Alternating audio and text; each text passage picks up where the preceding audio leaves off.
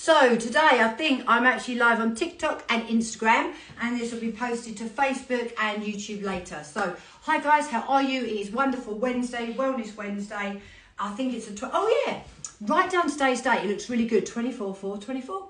Just thought I'd share that with you. I'm going to put a timer on. I'm going to do a very quick hoop today. So normally now on a Wednesday, I normally do the hooping a little bit later, mainly because I have to go off and teach a Pilates class now, so I don't get to see you till a little bit later. So let's just put that on charge. So I'm going to do a quick hoop now in case I forget later, if it's possible. Are you ready? I'm going to step into my hoop, put my hoop on, launch.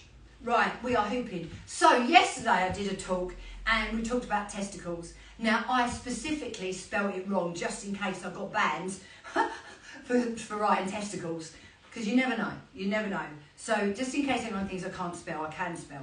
I purposely spelled testicles wrong. If you don't know what I'm talking about, you need to watch yesterday's Hoop and Chat, because it started off dead serious and a bit deep, and I ended up talking about a man's testicles falling out of his pants when he's exercising. So it was kind of entertainment value, most definitely. So if you missed yesterday's talk, come and jump in. Now, excuse the state of me, I am literally run ragged at the minute. Some of you heard my poor little nephew's really poorly in hospital. It's been really awful. This isn't being dramatic, by the way, you'll probably think I am, but he basically has nearly died from appendicitis because... So I don't know if do any of you have autistic children or have anybody who's autistic in the family? So one of my little nephews, he has autism. He's highly functioning, he goes to school, he can socially interact, he's great, but he's autistic. Like, he can name every single dinosaur I think that ever existed and tell you everything about them. He's lovely. He didn't talk, he was non-verbal for quite a long time. My sister and brother-in-law were really panicking about him. And then suddenly it just was like a floodgate opened. It was like he was absorbing all the language, waiting until he had it all, and then he started talking. And he talked a lot. I bet some of you thinking, I wonder where he gets that from. So, as I say, he has autism, but he's, it's just, he will do, sort of, if you take things literally, like if you say, oh yeah, the house is on fire, or you're on fire today, meaning you're really good, he will probably take that literally and things like that. He also would do anything to make people happy. So anyway, cut a long story short, they're in A&E. I think they got left sitting there. It was either 6 or 8 hours with him puking everywhere, just left in a chair. Finally got admitted to the ward. The person who's in charge of doing the operation cancelled his operation because she decided he wasn't crying in agony enough. And he's autistic, he was keeping it in. Cancelled his operation, finally did it at 10:30 on the Sunday night, when he is in such a state, he is actually now screaming in agony and begging people to help him. And his appendix was so bad it was gangrenous. So basically they genuinely could have actually killed my nephew. He's still not totally out of the woods, but he's a lot better, so I feel I can sort of talk about it a little bit more.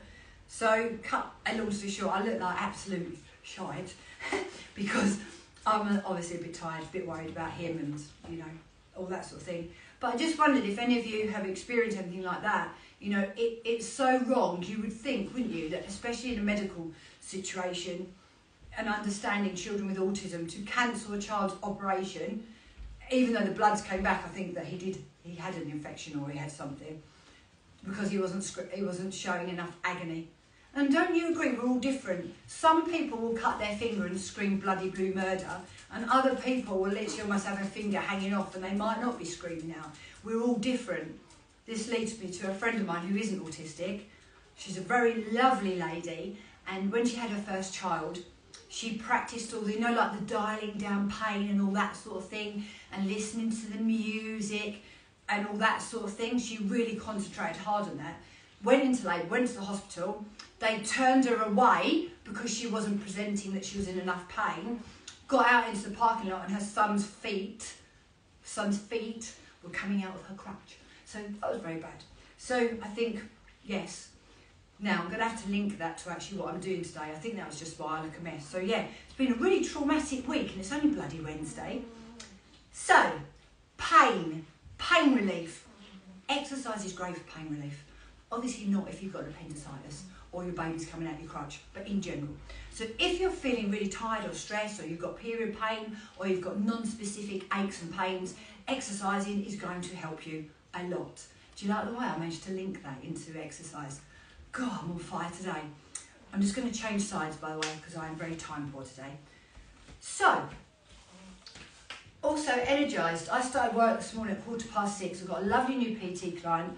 I've known this lady for quite a while. I've known her through the births of 2 children that she had quite close together. She's lovely. She's actually one of the nicest people that I'm lucky enough to have met through fitness.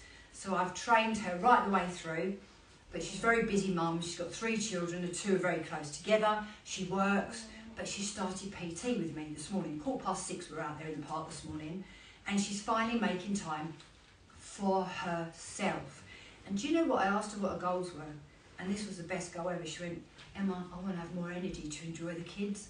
And I thought, oh my God, what a lovely, lovely goal to have.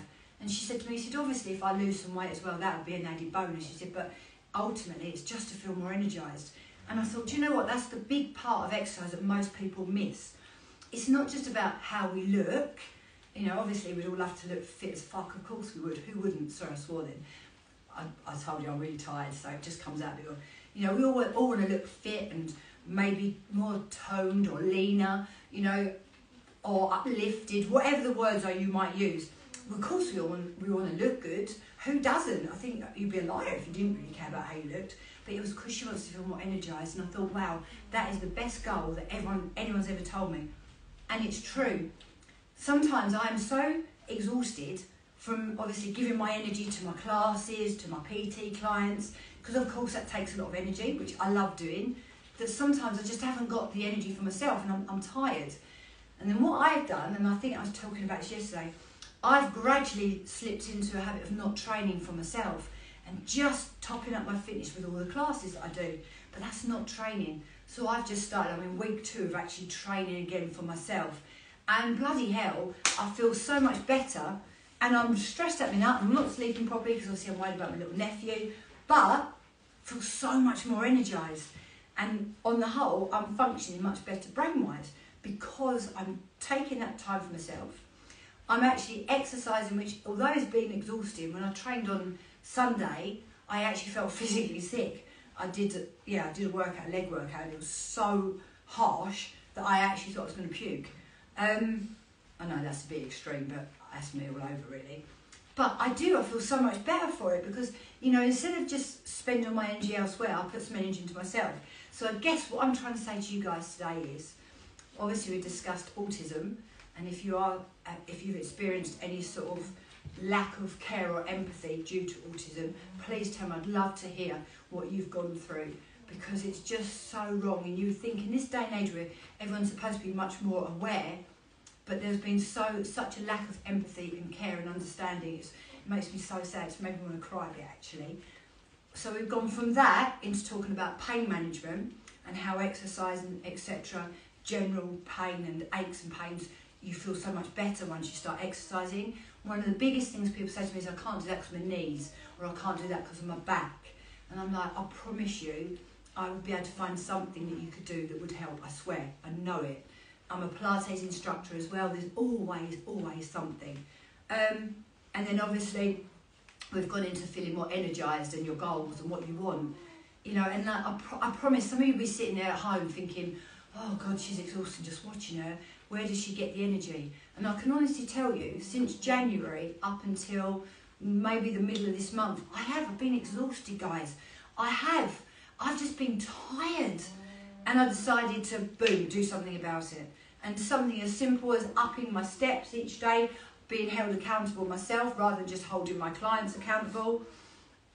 It's helping, it really is.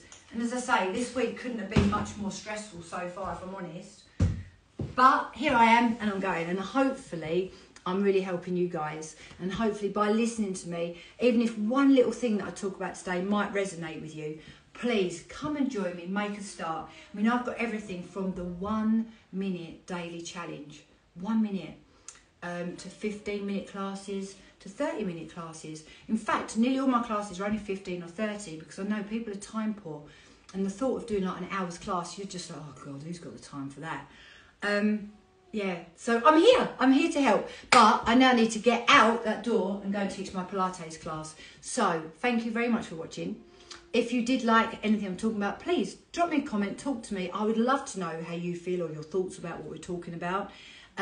My TikTok crew, I will have to upload this again later because when this live is gone, I lose all of you and then I upload it again. So please come in and, you know, talk to me. I'd love to know how you're all getting on. And I look forward to someone's at the door now. And I'll see you all soon. Bye guys, see ya.